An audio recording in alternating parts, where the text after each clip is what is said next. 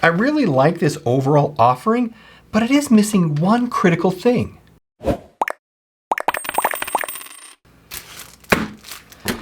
This is Dash Wallets, and this is a Kickstarter that I took a chance on. And you can see that this has all kinds of just little adventure and travel related stuff all over this. Well, it's because it's a new passport wallet of theirs. I know, passport wallets are always just kind of a ho-hum, and you know, they're really useful, they really need them. This one's actually okay.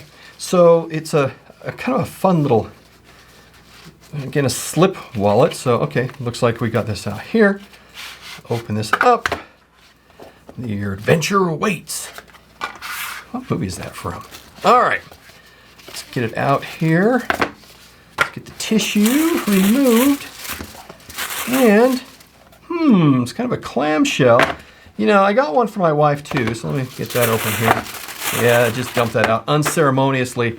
Actually, the blue one is for me. This is for her. So let's look at the blue one since it's easier to look at and to mess with. So this is a passport wallet. It also just comes in the blue, the black, and the gray. As I mentioned, I bought this through Kickstarter since my wife and I travel quite a bit.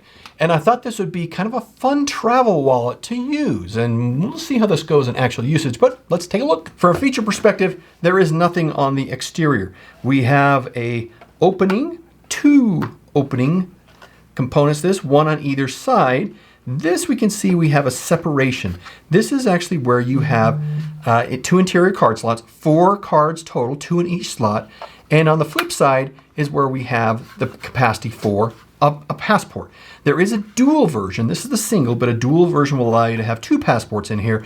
And it has a magnetic closure, just like that, on both sides. And we can see that it's because of this metal piece right here that the magnet at the top is where it snaps and pulls itself into place. This measures 5.7 by 4.3 by 0.7, and it weighs 4 ounces or 111 grams. We'll get to it in the usability section, but doesn't this remind you of another company's wallet we've reviewed before? We'll get to that.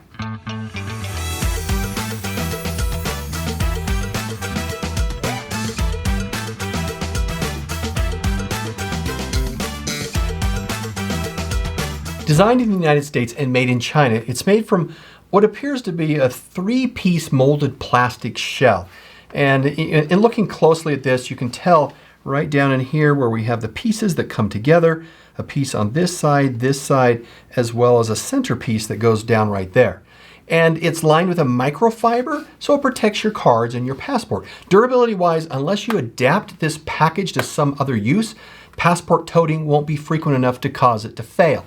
Meaning that if you're opening this up all the time, and we're talking about this hinge after doing it so much that it finally decides to snap and break, if you're only using this for travel, I don't think we're really going to see a lot of that happen.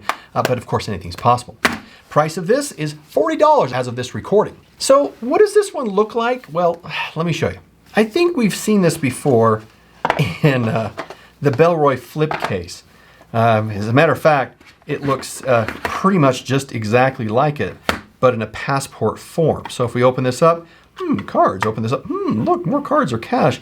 It is an interesting design that Dash has adapted to, well, you know, passport. I'm not going to say anything other than it's just a bigger version of the Bellroy flip wallet, which, you know, that's okay. Usability-wise, we see down both sides that there are friction tabs.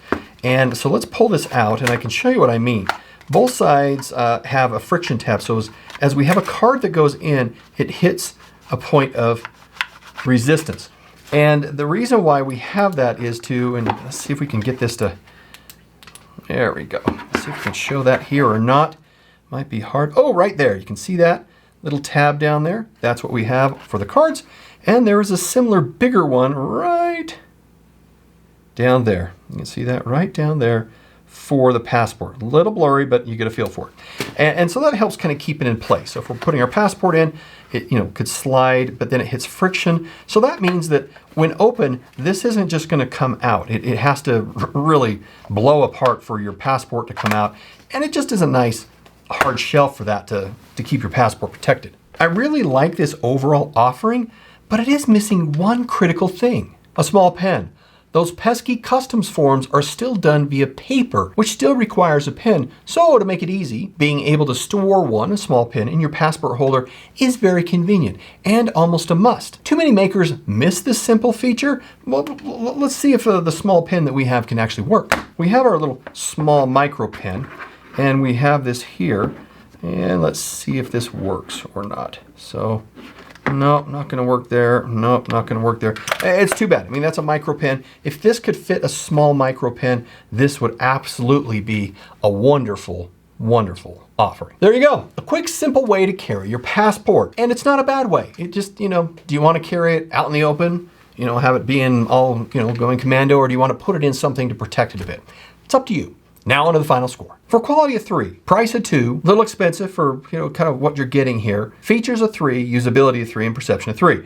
It all meets needs. That gives us a final score of 2.8 out of 5. Now if you like this, then look at this one next. We have reviewed other passport wallets, and we will see you in the next review. Goodbye.